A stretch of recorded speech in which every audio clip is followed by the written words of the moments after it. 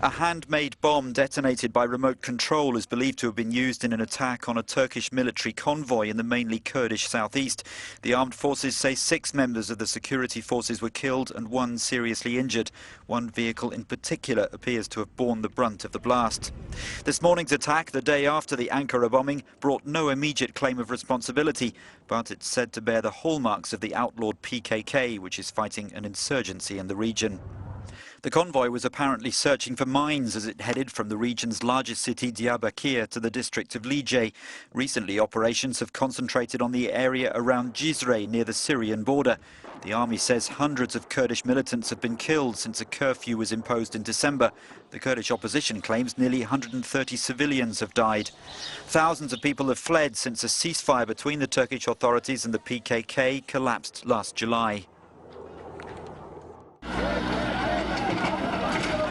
Medical charity Médecins Sans Frontières has called for an independent investigation into deadly airstrikes earlier this week on hospitals in Idlib in northern Syria. In all, at least 50 people were killed when missiles hit 5 medical centers and 2 schools in rebel-held towns on Monday. This attack can only be considered deliberate. It was probably carried out by the Syrian government-led coalition that is predominantly active in the region.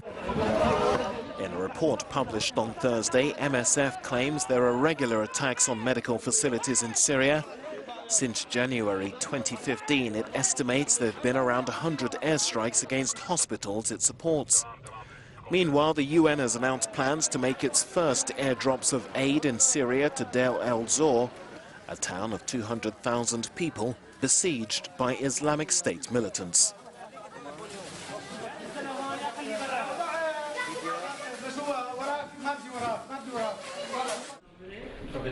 Polish historical investigators say newly uncovered documents show Lech Wałęsa, the former president and hero of the Solidarity movement that famously challenged communist rule, had previously been a paid informant for the security services. Wałęsa, now 72, has repeated his denials over the claims. But documents seized this week from the home of the communist era's last interior minister include a signed pledge to provide information, according to Poland's National Remembrance Institute. We found a handwritten commitment to cooperate with the communist secret services signed Lech Wałęsa and the codename Bolek. There was also a signed handwritten confirmation of money received. In the secret collaborators folder there were 279 pages with many references to Bolek. Wałęsa has said there can't be any files relating to him. In 2000 he was cleared of collaboration by a special court. Poland remains divided over the record of Solidarity activists in government.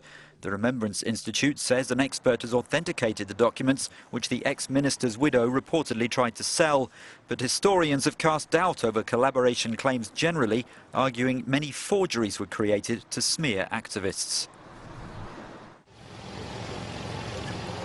People in Uganda are voting in a presidential election in which all sides accuse each other of stoking tensions, violence and fraud.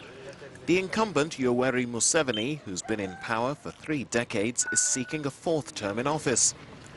He's widely credited in the country as a force of economic stability and relative peace.